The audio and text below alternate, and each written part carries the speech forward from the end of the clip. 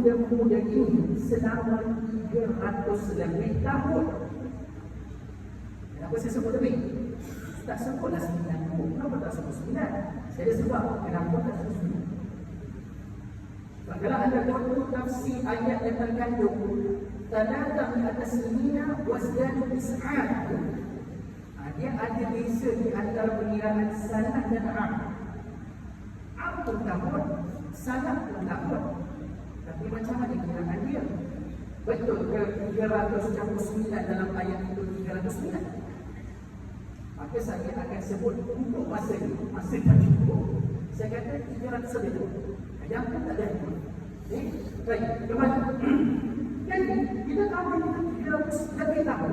Lepas bangun daripada tidur adik-adik, dalam keadaan kakal, tak nampak tanda-tanda kurus kering sebab 300 lebih tahun tak makan. Dalam keadaan sihat segar bugar, rambut pun tak putih. Kenapa saya katakan sedemikian? Ustaz, dia kenapa Ustaz dapat tahu dia rambut dia tak putih, dia tak kurus kering, dia kekal sihat? Dia kenapa Ustaz tahu? Tahu tak? Bila pemuda dibangun daripada tidur adik-adik, dia cuma main pukul 4 je, orang pun lama dia orang tidur malam. Kalau tak dia bangun tidur dan dia tengok kawan dekat depan dia dah tunggu kereta, dah berubah rambut, saya tak rasa dia mendapat yang kami. Sebab bila dia bangun, dia munculkan tidur mendapat je berapa lama tidur. Dia kata, yauman Allah wajah. Satu hari ataupun separuh hari je. Jadi mana mungkin nak keluarkan satu hari separuh hari dalam keadaan dah tengok kawan kat depan dan bergeletak tangan. Tak. Jadi itu logik kenapa dikatakan bangun dekat kita tak nampak tanda-tanda perubahan walaupun itu 300 lebih tahun. Menakjubkan dia tidak bisa. Tapi yang saya cerita pasal persembahan silap anda tu adik-adik, anda tahu tak yang kita bertepuk tangan, kita wow, anda tahu tak anda sedang menunjukkan ketakjuban kepada sebuah pembohongan. Anda sedang rasa terpukau dan rasa hebat, rasa takjub kepada benda yang tipu. Anda ditipu mata anda, anda dialihkan perhatian anda sampai anda tak perasan benda itu. Tapi anda sendiri anda masih lagi teruja melihatnya. Tapi berbeza dengan surah Al-Kahfi, bila Allah kata cerita ni ajaib, cerita yang menakjubkan, kenapa bila anda baca babak dia bangun tidur 309 tahun, sepatah perkataan wow pun kamu cukup. Sedangkan tempat keajaiban dan cerita ini bukan menimbul. Tapi keajaiban ini dilakukan oleh yang maha benar, iaitu Tuhan kita. Saya taklah minta anda boleh baca surah ini, tiba-tiba tengah baca ayat itu, bila bangun tidur tu, sampai ayat itu, wah! Saya tak expect anda keluar itu. At least, anda ada satu perasaan, bila baca babak itu, anda rasa terangkum dengan perasaan. Tapi did you feel that? Adakah anda rasa itu? Kenapa pada sebuah kebohongan anda boleh kagum, tapi pada sebuah kebenaran yang nyata anda boleh kagum? Benda ini manusia sebenarnya. Benda itu lagi sesuatu daripada benda yang benar daripada Tuhan. Okay? So first and first, untuk lahirkan rasa keterujaan kepada kisah yang anda baca setiap Jumaat. So anda tidak akan jadi orang yang macam mana Ustaz dari ke Jumaat. Al-Kahfi dan nanti kata baca dalam no. Anda tidak lagi menjadi orang yang bila baca surah Al-Kahfi dia akan keluarkan tiga perkataan. Kita baca je. Sebab Nabi suruh itu perkataan keluarkan cuma Nabi suruh kita baca je lah. Tapi anda sudah ada sebab yang baru sekarang ini. Sebab cerita ini ada benda yang boleh menyebabkan saya terbaca. Saya rasa terpukau dan kagum melihat cerita dan apa yang dipersembahkan oleh Allah Taala. Boleh? So itu cara kita membaca cerita itu. So beza tak orang yang baca surah ini dengan sekadar baca je dengan orang yang baca surah ini dengan menanti dan terhati-hati. Mana babak yang menakjubkan itu? Dia akan baca Quran dengan penuh semangat, dengan penuh motivasi. Dia tak akan rasa nak baca 110 ayat yang mengisahkan jiwa kita. Dia akan always enjoy berbagi seperti mana anda enjoy. Tunggu 2-3 minit, tunggu 2-3 jam. Bila magic alam tu ni? Ada silap mana? Silap mata depan dan nanti. Dia rasa macam dia tak boleh nak distract anda. Masa dia ada buka cerita lain tu. Dia sembang, saya berapa tak masa-masa tu. Oh tidak. Seperti mana anda bersabar menanti didengar sebahas dan hati itu kembali. Begitu juga anda akan yang betul di sana. Dalam Al-Quran, surah Yusuf sebagai contoh. Anda tak akan nampak apa-apa daripada surah terbaik, cerita terbaik dekat dunia ini sekalian. Kalau anda tidak membaca cerita ini dengan penuh keterujan. Dan Allah siap bagi tahu dalam surah Yusuf sendiri. Orang yang akan dapat benefit daripada surah yang terkandung 111 ayat ini. Surah Yusuf sebenarnya 111 ayat ini. Selagi mana dia baca surah ini tanpa melahirkan perasaan terwujud dan juga persoalan-persoalan yang banyak. Allah kata surah ini akan bermanfaat kepada ayatul lisan. Siapa yang menjadi asal jika membaca surah ini, dia akan dapat benefit surah. Tapi tidak bermaksud kita mendatangkan persoalan untuk mempertikaikan Quran. Tidak. Tapi lebih kepada persoalan-persoalan yang meningkatkan rasa terwujud. What's next?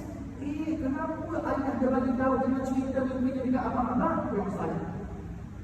Kenapa bapa dia nak buang dia dekat dalam lagu? Kenapa tiba-tiba berlaku change of plan? Mungkin abang dia nak no je. Tapi kenapa last minute tukar plan, ubah dalam lagu? Kenapa lah orang bantuan dekat dalam penjara tu pergi tanya dekat Yusuf pasal mimpi dia? Ada orang lain ke lagi tanya? Soalan-soalan macam ni dia akan menyebabkan anda baca surah ni rasa macam tak boleh berhenti sekarang atau next bawa seterusnya. Anda tak sabar nak tahu sebab anda kena punca dengan cerita. Boleh? That's the way we read. Penuh dan okey, boleh. Jadi kita jom kita tengok juga lagi dekat dalam surah ini.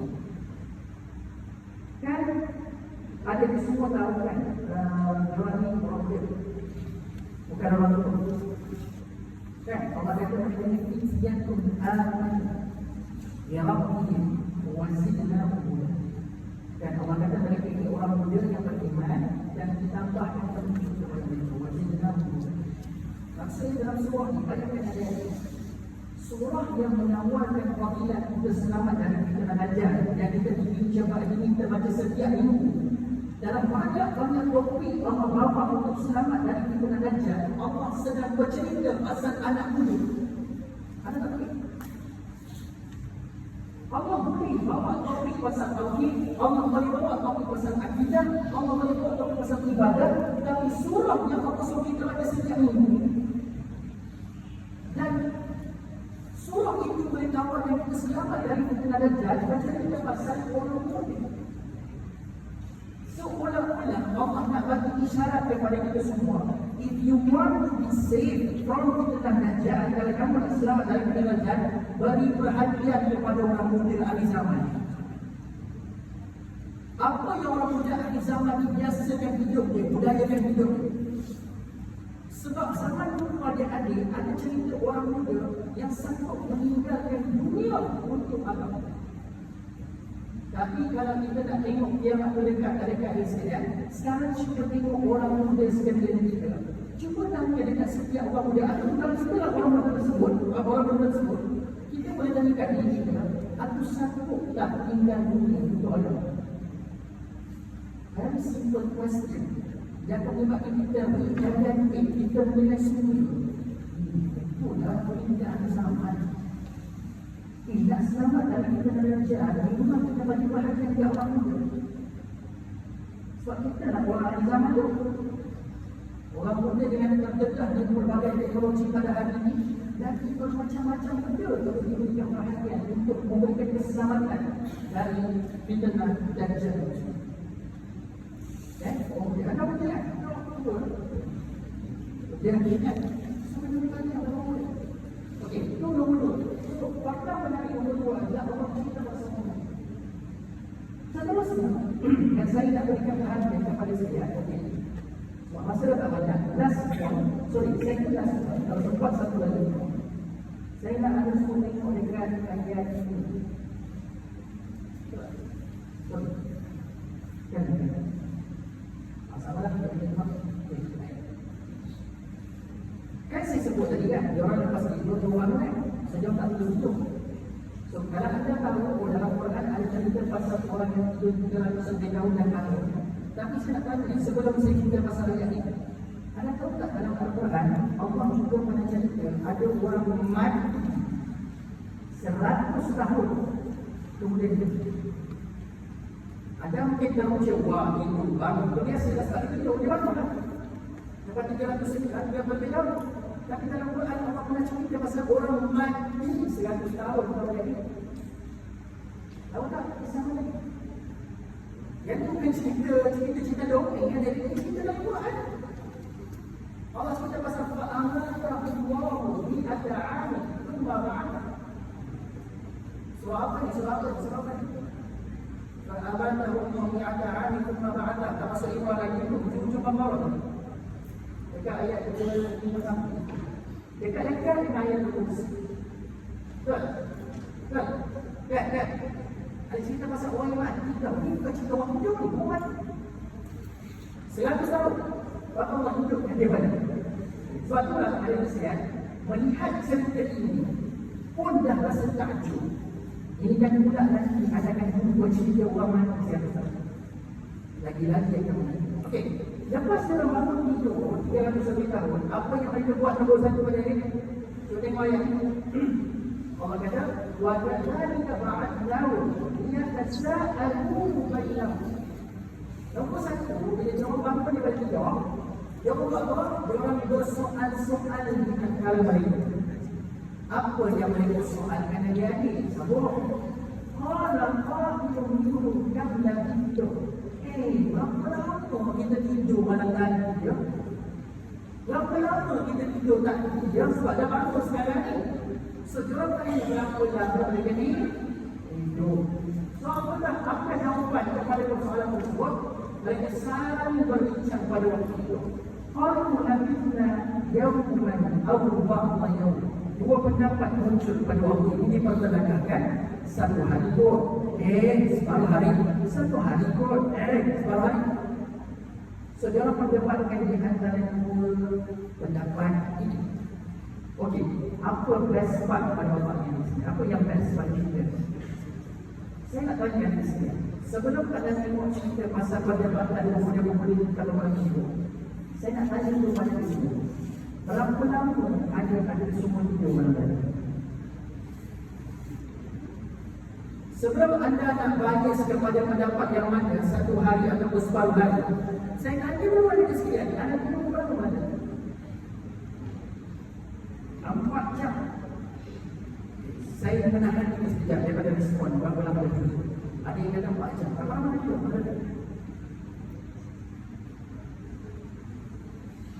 5 jam. Wow, 5 jam. Saya tekan kelas sudah sebenarnya ada 4 jam, 5 jam, 8 jam. Kesemua sama. 4 jam, 5 jam mana kita malam tadi. Mulai hari ini, okay, anda kita ada respon pokok dia kata setiap sejam katanya. 4 jam, 5 jam, standard anda tidur. Mulai hari ini, dengan respon saya kepada pada kita pulang lagi. Mulai hari ini, saya nak berguru dengan diri semua. Tahu tak kenapa? Bukan sebab ada guru sekejap yang saya nak guru. Yang saya jadi teruja dan kagum. Macam mana anda beritahu apa-apa ni? Okey, next saya bagi tahu anda masih malas dan tidak akan bagi tahu pada. Okey, macam mana kita dapat tahu berapa lama tidur? Okey, 5 jam. So kita kena ada dua data, betul? Data pertama, anda kena tahu pukul berapa anda bangun. Dan data kedua, anda kena tahu pukul berapa anda tidur. Anda tolak pukul kerja, ini anda kena tahu pukul mana tidur, betul? Okey, saya minta ragu anda tahu data pertama pukul berapa anda bangun. Tapi yang saya ragu adalah macam mana anda boleh tahu pukul berapa anda tidur.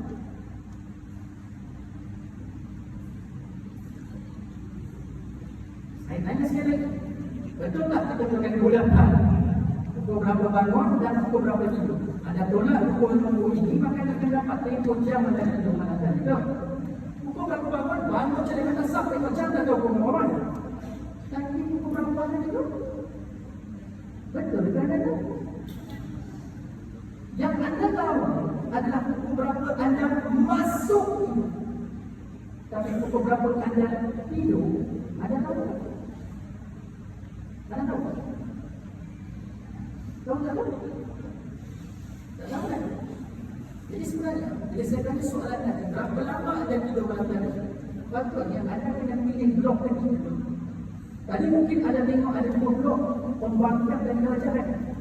Tapi dalam situ itu, ada blok ketiga lagi. Yang tak berpihak kepada satuan, yang tak berpihak kepada separuhan.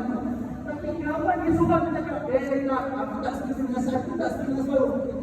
Aku akan katakan, Rabbukum a'lam, kita lagi tak mengerti.